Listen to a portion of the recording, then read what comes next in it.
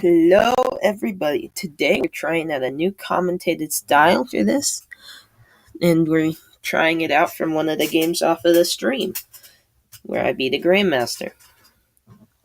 So first, let's analyze his setup. So, he has a firewall, which allows him to control a good portion of the board, but his firewall isn't entirely complete. If I got, say, a Crusader, and suddenly he has issues. Now, the odds of that happening are, say I had a queen right there. Now, Crusader is a better example. Well, he's burned, but the odds of that are so low that he's okay. Meanwhile, my setup uses two queens, and the shieldsmen protect the queens, which is good for like when they have, I don't know, a temperance surprise. But I just killed you. Nope. I actually beat Ryan 487 with a setup very similar to this, the basic idea, because he traded like a queen and a rook for one of my queens. But that's another story. Alchemist, general curing, not very useful in this situation, actually, except when, Alchemist v Alchemist duels. Poison Mage, I don't know. I don't know why I still have that in this set. Royal Guards for the queens. I have a lot. I don't know why. And then I like my Duelist plus plus. Anyway, so I open by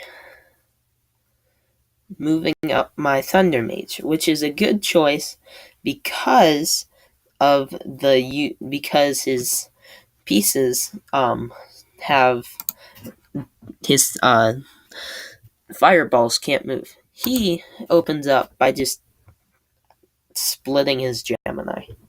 That's probably the way that he works. That's his just standardized opening. I always forget if I have a standardized opening, which might be something sad, but whatever. Anyway, he moves up his Ghast, which he can use to swap out the fireballs, pushing them even further forward. Useful. I do another lightning. The lightning allows for, once again, more power, better position, and so he swaps it, which is he'll move that Alchemist again, probably, but that puts his fireballs in bad position. But oh well. He threatens to poison my Thunder Mage.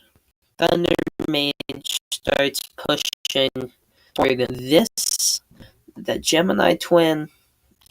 I decide that a Thunder Mage is a decent trade for a Gemini twin.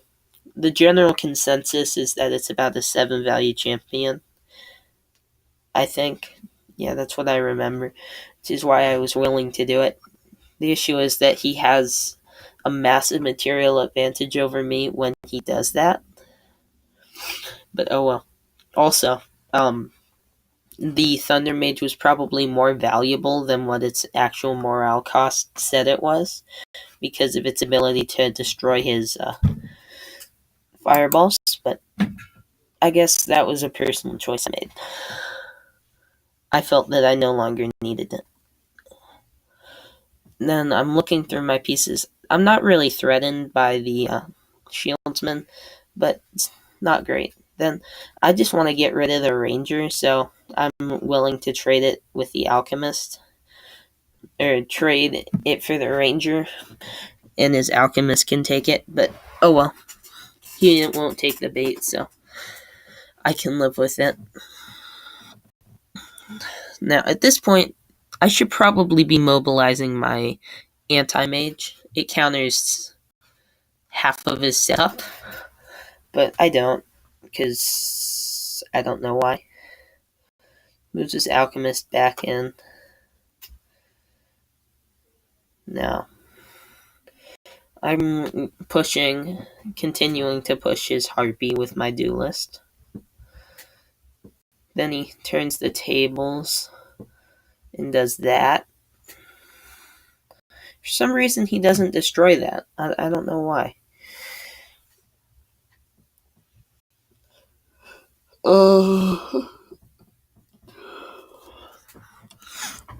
Consideration. I'm just looking through the pieces. Okay, now I choose to take the Gemini twin because, well, the Gemini twin is annoying, but also because it's sticking with the about 7 value.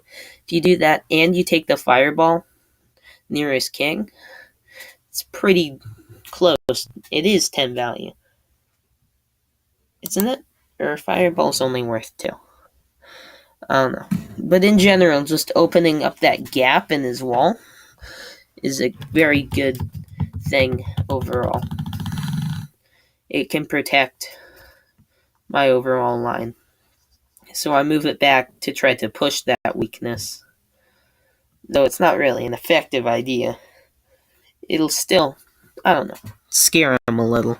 Maybe get me another fireball. Blocking the harpy. Moving back into the harpy blind spot. Realizing that it really isn't a good idea because the king can just do that. Oh well. Now here, I can't move here because ranger. All of these, fireball. Oh well. Here, I guess I'm safe, but I'm basically stuck. That may have been a better move overall, but oh well. Here I have to get fireballed, and yeah, so that's an even trade. Now that I realize it, think about it, a fireball is actually worth 2. It's really the positioning that you're trading for with the knight thing, but I don't mind. It was okay. Now,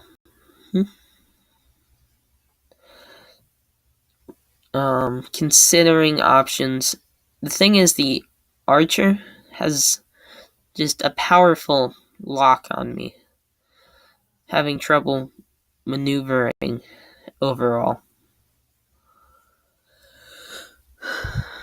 Now,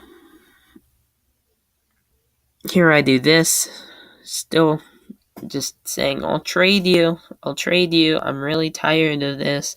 Here my queen blocks the ranger, protects the duelist. That was a good move, because now I'm threatening the ranger, which I'm almost willing to trade the queen for, since I already have an extra. We're neck and neck, totally equal morale. So, I mean, not great. And then I blunder, or I think about blundering, but I don't. I do that. Once again, threaten.